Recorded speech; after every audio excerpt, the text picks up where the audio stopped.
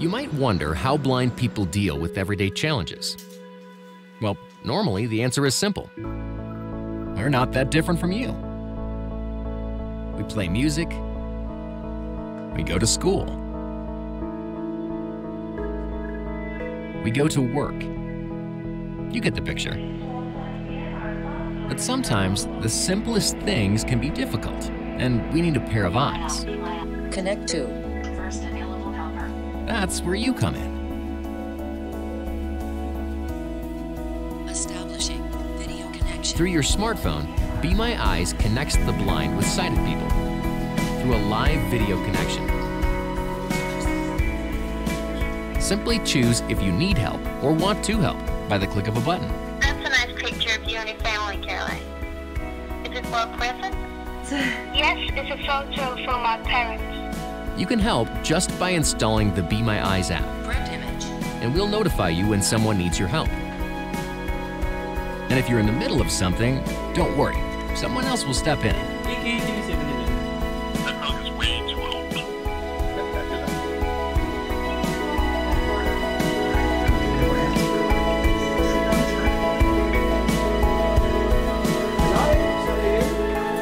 So, would you care to be my eyes?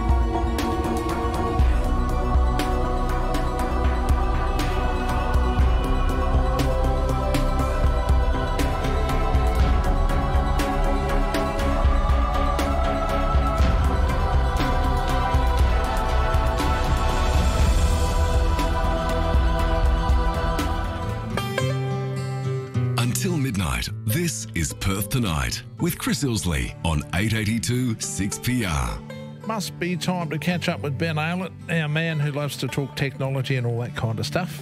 Evening. Good evening, Chris. Yeah, identified by his Hawaiian shirt, which Yep. I've got to say is so loud you have to turn the volume down, but That's we right. like that. That's the way I like And it. of course, you can check out his website, which is just simply benaylett.com. Too easy. Yeah, that's right. One L, two T's in Aylett. That's the one. What's happening? Oh, right. Well, what's happening? It's just the usual circus that is technology. Oh, now that's an interesting response. The usual circus that is technology. Yeah. So Mate, am I detecting just a slight hint of scepticism and cynicism in your note, in your voice, which I'd have to say is most uncharacteristic? What's happened? Well, look, there's really no cynicism. It's just technology. It just keeps on happening, and we keep on having things come Do to you the have fore. trouble keeping up with it? It's a bit of a fire hose of information, so it's pretty hard to drink from. So you have to But I work do my out best. what you need and what you don't need at that particular point. Yeah, trying to sort the wheat from the chaff sometimes can be tricky.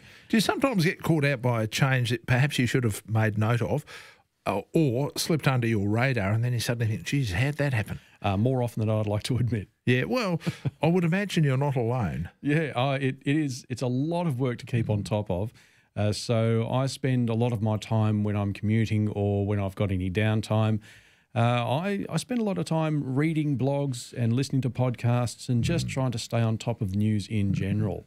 And it is a full-time job. Can we continue to change at the pace that we are?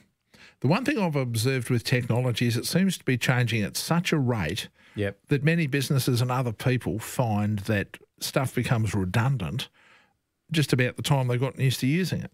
Oh, yeah. Yeah, stuff goes out of date pretty much as soon as you buy it. I mean, everyone experiences the same thing. So when we see a new iPhone come out, you usually hold off maybe for a couple of months because it's either supply issues or you just can't quite justify the cost yet or your phone is still in contract.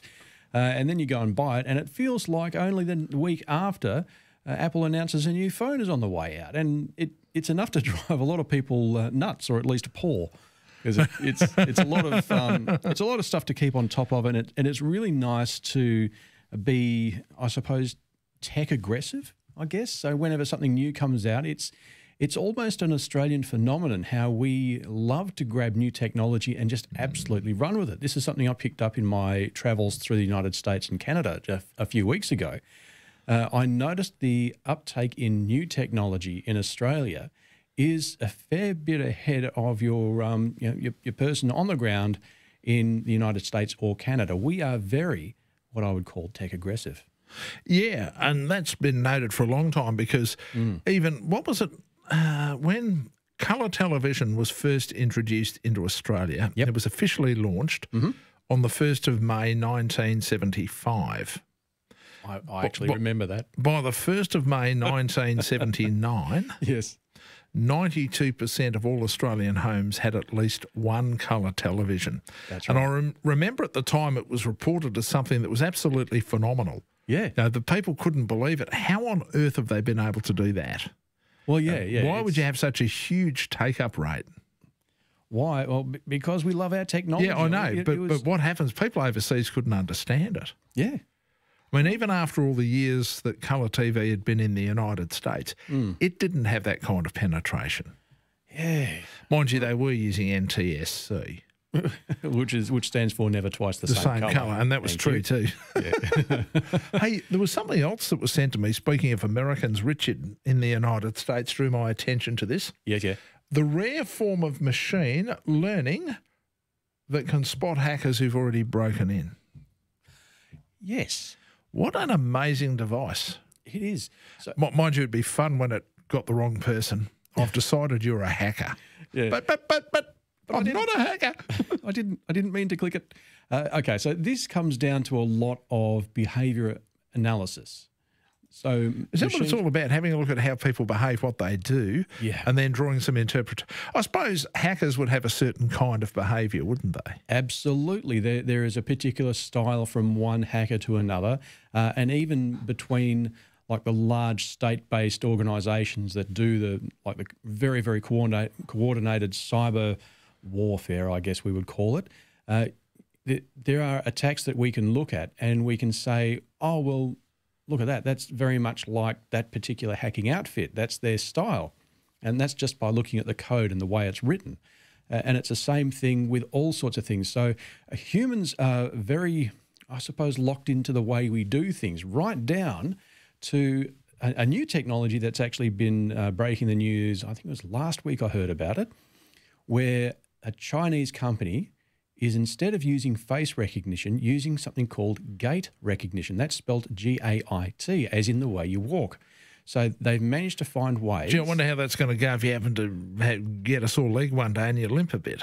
Now, they say they can detect that as well. So if you put something in your shoe, or if you hurt your leg, or if you on purpose drag a foot behind you, the system will still go, oh, yeah, that's Ben. Yeah. I still recognise that person, even though it's Ben limping, but it's still Ben. So the gait recognition. How does that give an advantage over face recognition, by the way? Well, you don't have to see their face, I guess. You could use a slightly lower resolution. But does everybody, like face and fingerprints, does everybody have a different gait? Apparently, yes, they do. It comes down to the little nuances with the joints, length of the limbs, and just the way everything works together. So I'm sure listeners out there might have come across a situation where they were looking for somebody in a crowd, be it a family member or a friend. And because, I mean, gait essentially is how you walk. Exactly. So are you saying that, to the best of our knowledge, each person has a unique, even if it's not obvious to the naked eye, they still nonetheless have a unique way of walking? Yes. That's what we're getting at. To the point that this could actually work effectively as a software. Effective ID, yes. So it's one of those other biometrics that we use, along with fingerprints and iris prints and voice print and all these characteristics that make us unique. Along with that comes the way we walk. Well, I'll be slapped on the belly with a wet fish. I'd never have known that one. Yep, there you go. So, yeah, recognising patterns and behaviours is just another thing that machine learning So is that can do the very next level of security, is it? Okay, so... Does that improve over face recognition? Does that improve over fingerprint recognition? I suppose blending those technologies together would become a more robust way of identifying people. I have to say the idea of the gate has a lot of appeal. Yep. Because when we have, say, for example, biometric or iris recognition, and when we have fingerprints, Yep. I guess the one disadvantage is if a criminal really wanted to access something, they'd do what we see in the movies, they'd chop your hand off. And if you were talking about security that was important like that, or indeed rip your eyes out, does this sound very movie-esque? Yes, it does. Yes. But when you think about it, in practical terms, if somebody was a true criminal and you had iris recognition or you had fingerprint recognition to get you in somewhere, then that would be a logical way to do it. Yeah. The one thing they can't do is hack off your gate. Yeah, that's right. It's So very hard to therefore, separate that it would from the body. actually, from that point of view, leave somebody in a real pickle. It does. Now, Because they'd have to say, walk so we can open it. If you turned around and said, well, if you shoot me, you're stuffed. that's For right. the first time, the potential victim might actually have some negotiating power. They're holding the cards, yes. And look, just rolling back to your comments about taking out eyes or removing fingers to bypass security, the way that biometrics work these days is that they don't recognise the surface of your finger or the surface of your eye. What they're measuring are the blood vessels, which are as good as a fingerprint. Which wouldn't be working if that... Exactly. Yeah. So, yeah, to all the criminals out there thinking about lopping off fingers and taking out eyes, it's not going to work. It's not going to work, and you're just going to wind up with sort of grievous bodily harm charges. Yes, and very, very unhappy people. You just make things worse. Yeah, Don't do indeed. it. It's done. By the way, if you'd like to have a chat to Ben Aylett, 92211 882. So if your technology's malfunctioning or you're looking at something going, yeah, great. Now what do I do with this? Good time to give him a call. 6PR's Cricket.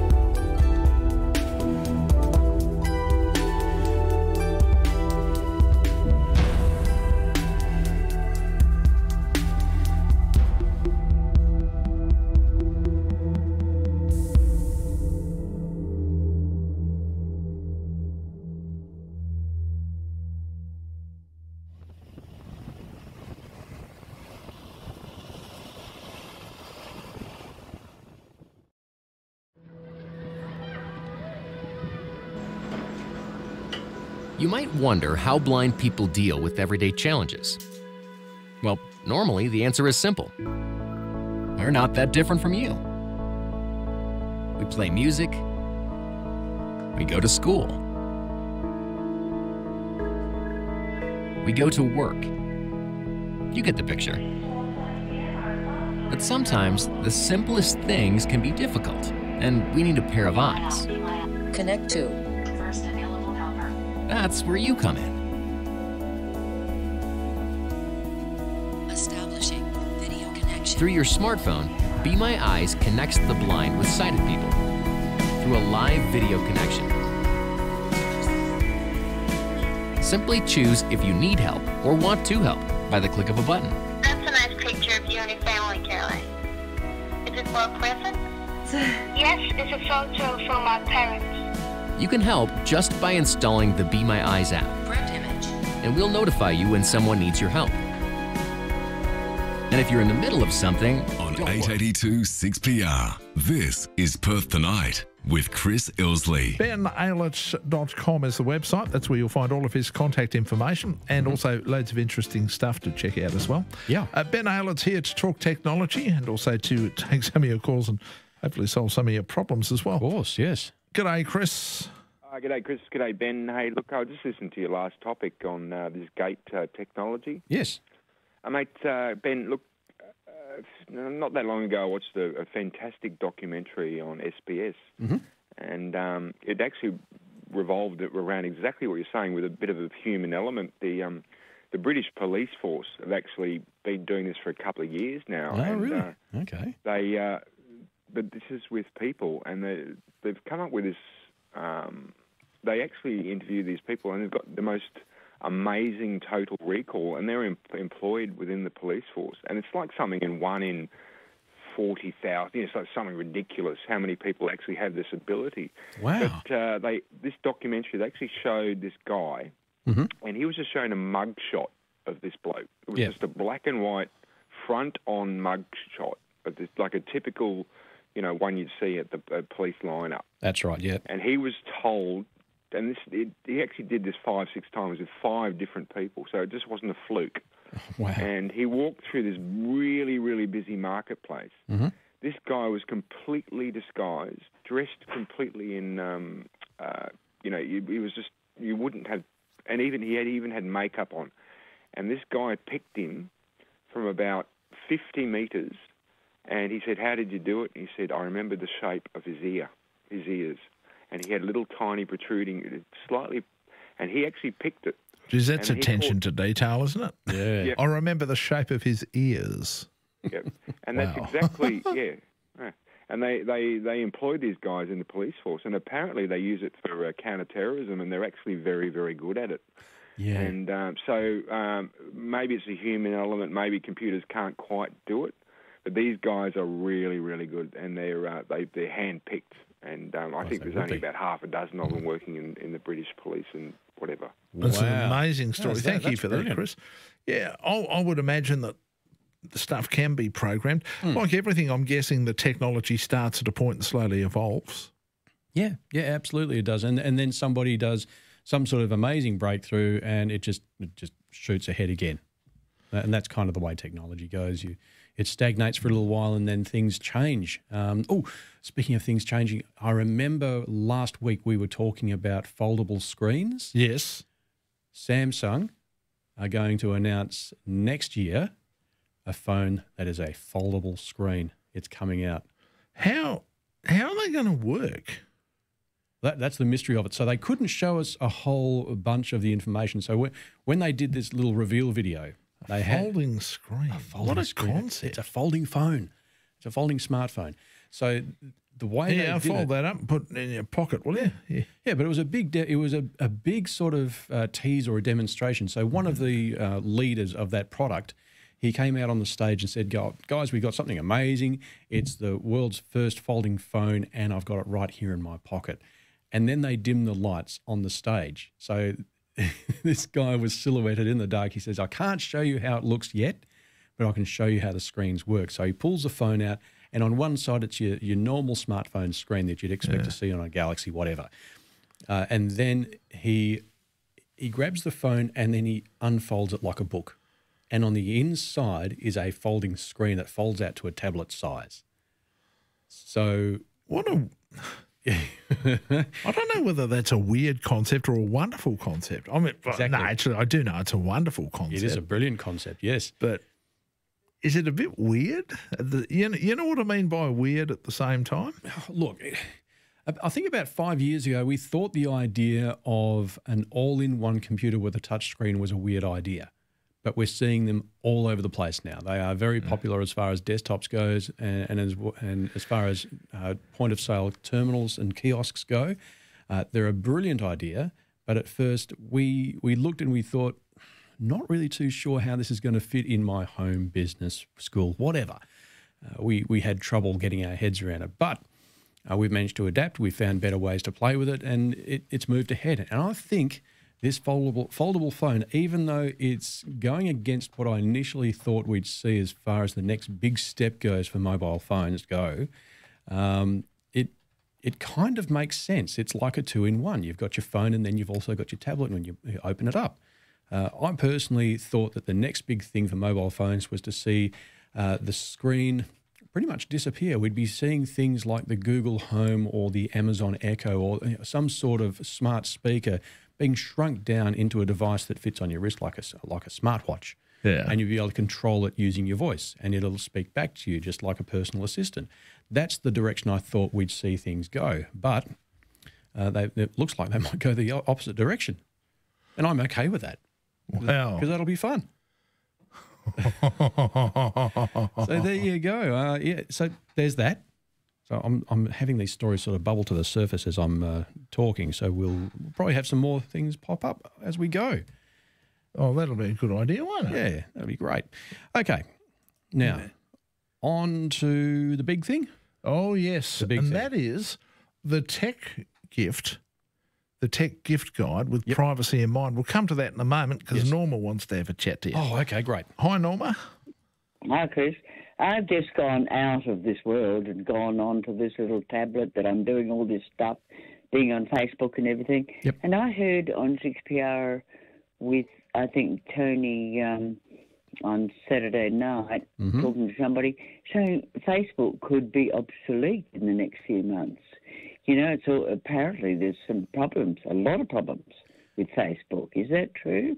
Facebook is reaching a point where they are really, really big and they're getting a lot of focus, and they've also been used for, I suppose, not so many good things. The prime example is the manipulation by, this is all under allegation and suspected, but a lot of manipulation of voter sentiment through Russian hacking, and they've actually sponsored a lot of ads and created fake news and distracted the public from what the actual issues are. So there's that sort of investigation going on. There's been Cambridge Analytica, which is a research organisation where they had access to a whole bunch of user data, and then they sold it to another third party. So and they weren't allowed to do that.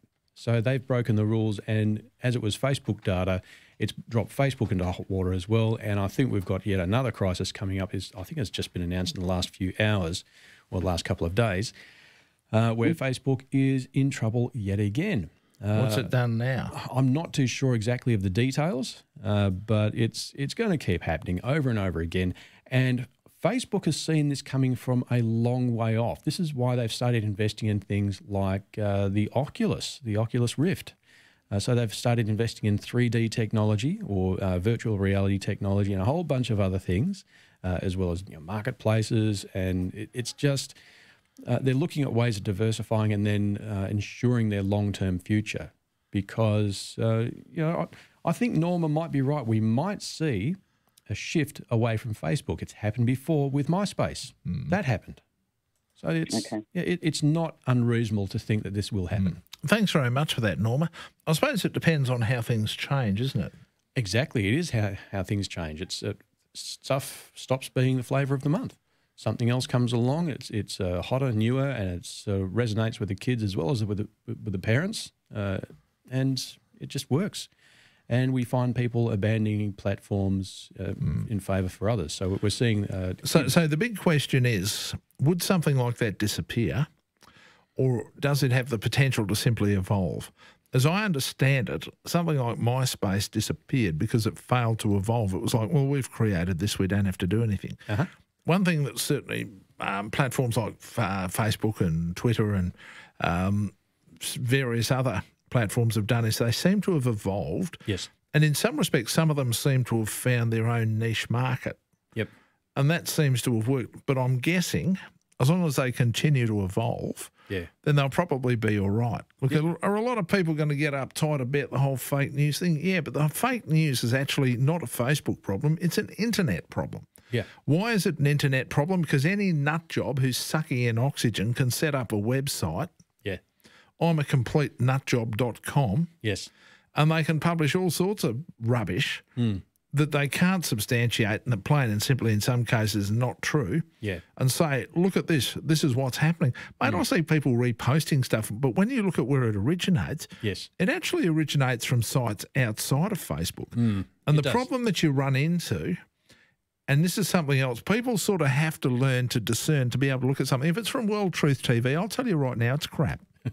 All right? The only thing missing from that stuff is Once Upon a Time. Why World Truth TV is like, what was that bloody stupid National Enquirer, stuff like that. It used to be the old supermarket tabloids. They've just become the online version of those. Exactly, right? yeah. Everyone with half a brain should know that they're crap. Yep. And the thing is, people have to learn to discern, because if you start arguing that people like Facebook should censor what people are publishing, you are going to get natural censorship biases in there. Yes. Why? Because the people charged with the responsibility of doing that are not journalists. No. Right? No, that's right. Facebook doesn't employ journalists. Nope. Doesn't need to, because it's a third-party platform. It is. But it's also a very powerful third-party platform where it is very easy to post like a catchy headline that generates outrage. And I've always regarded Facebook and Twitter, for that matter, those social platforms in particular, as outrage factories. You post something let's that face gets it, mate, people riled up and it'll go. Being outraged is a very, very trendy way to be. It is. I mean, they're an outraged platform. They're an outraged echo chamber. That's what they are. I'm just outraged at how outraged they get. Indeed. And what's more, if somebody disagrees with you, they shall remove it. Exactly. I will block you. Why? Because you dare to contradict my terms. Yeah. And I think that's something we should probably avoid doing, because we should be bringing in opinions that are different to ours. That way we get a more balanced view. Yeah, well, I sort of encourage that. But a lot of people don't. No. And, of course, it also creates this whole mindset where people are going, gee, I better not say something somebody else disagrees with, or make sure that nobody disagrees with me, because if I do, then people won't like me. Don't worry, they're not your real friends on Facebook, apart from the real ones. But the other ones just on Facebook that they're not your real friends, and you don't have to spend any time impressing them. Well, lots of people do, don't they? They do. But I suppose it's like any form of technology, really, isn't it? It just depends on how fast it moves through. I'm Gareth Parker from the morning program. You might wonder how blind people deal with everyday challenges. Well, normally the answer is simple. We're not that different from you. We play music. We go to school. We go to work. You get the picture. But sometimes the simplest things can be difficult, and we need a pair of eyes. Connect to. First available helper. That's where you come in. Establishing video connection. Through your smartphone, Be My Eyes connects the blind with sighted people through a live video connection.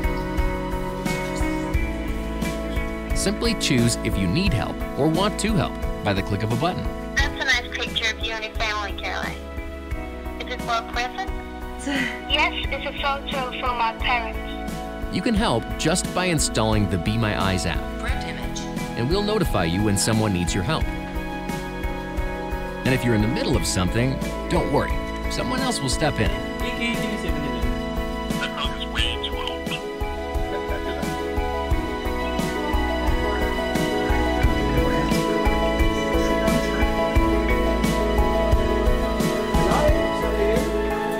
So, would you care to be my eyes?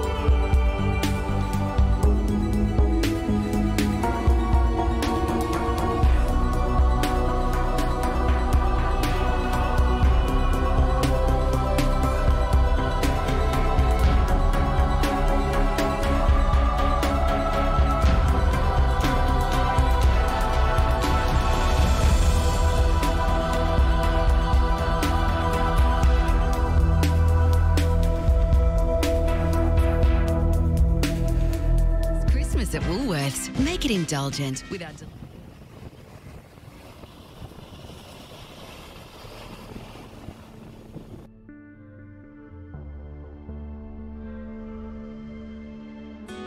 This is Perth Tonight with Chris Ilsley on 882 6PR. We are talking technology with Ben Aylett. That's benaylett.com, as we will find all of his contact information. Yep, all the stuff's there. Yeah, and including what to do when things go on the fritz. Yeah. Which they do from time to time. They do. Yes. By the way, I should also remind you that we have the arcade machine that we're giving away, 60 classic games. This one includes Space Invaders, Galaga, Donkey Kong, Pac-Man, Hossback, more. Valued at $1,999, thanks to Perth Arcade Machines at 41 Holdaway in Malaga. Awesome. Just off Malaga Drive, and open 7 days a week. We're going to, a bit later on tonight, not now, but a bit later on tonight, we'll add some more names. And we're also going to do the draw Monday the 3rd of December during this segment. I'll be there. Oh, I know you will. You'll be in heaven. G'day, Les. Hiya, Chris. G'day, Ben. G'day, Les. Got a new scam for you, Chris. I know you like scams. Scams, good. And this is a rip-off scam in a big way. Yep. On this Saturday just gone, now with the bank, you wouldn't expect to get a text from them at 4:30 in the morning, I wouldn't think, would you? What's that? No, a text from a bank at 4:30 in the morning, I don't. Unless it was a general text to say an automatically generated text that said somebody just tried to access your account. Yeah, on a Saturday, was it, or a Sunday? A Saturday. A Saturday. Yeah. And anyhow, what happened from there on in was, and this is where the big scam is coming, with online banking, right? Yeah. And the message that I got, because I've had quite a few over the last few months of different people telling me how to earn. Chris, you should remember when I told you how to earn $30,000 in 30 days and all that sort of stuff. Yeah. You remember that? Oh, yeah. Plenty of people around tell you how to do that, mate. Yep. Yeah. Well, anyhow, this one it was from the Bank of New South Wales. Right. That were doing... Well, if it said the Bank of New South Wales, that would have raised alarm bells for me because it hasn't been that way since 1982, but that's another one. Yeah, let me carry on, Chris. It said it was from the Bank of New South Wales and that they were doing a job over putting a better security system in over their online banking system, right? And so they said they gave you like an address to the .com.au sort of thing, part of it. Yep. And anyhow, I knew it was a scam straight away because as much it was like this. Number one, I don't bank with the Bank in New South Wales. Well, they're called Westpac. That's the point I was making, Liz, and they have been since 1982. Yep. Yeah, right, yeah. But anyhow, and the next part of it was, I don't do online banking. So, literally what they are doing is phishing, because, I mean, sooner or later, they are going to come across people who bank with that bank and do online banking with them. And then once you give them and contact this, whatever you call that online thing. Yep. Yeah, and I mean, the next person that they may contact, they might say, call themselves Commonwealth Bank. Yeah, you know, it's not, you sort of get where I'm going there. But the trick is, and this is what you should do, you should look up what the exact address is. Because what they do is they come up with something that's close but no cigar. And what will happen is, you might have something like westpac.com.au, and what they do is they make the E a 3 or something like that. It's very, very subtle and something that people generally don't notice. Thank you very much for that, Les. You know this thing you were talking about with Facebook? Yeah. There is an article out here. I didn't know about this. Oh, really? Yeah, from the Telegraph newspaper. Read away, yeah. Yep. Facebook investors, it was dated the 16th of November, so it makes it Friday. Facebook investors have called on the company's chief executive, Mark Zuckerberg, to step down as chairman following reports that the company hired a public relations firm to smear its critics by drawing links to George Soros. The attack on Mr. Zuckerberg is set to complicate the daunting challenge facing Sir Nick Clegg, Facebook's new global head of policy and communications, who joined last month and has been asked to conduct a review of Facebook's use of lobbying firms. Right. Okay. Well, that's weird. I wonder why. Sir Nick Clegg. I really can't see Sir Nick Clegg getting on with Mark Zuckerberg, can you? An American tech guy and Sir Nick Clegg. Yeah. Sounds to me like he might be just a little bit too British for Mark. Maybe. This could be interesting. Yeah, but smear campaigns, I wouldn't expect that Facebook would need to do that. I mean, their user base is as big as China. Try this one. Okay. Jonas Cron, a senior vice president at Trillium Asset Management, a US investor which owns £8.5 million in Facebook.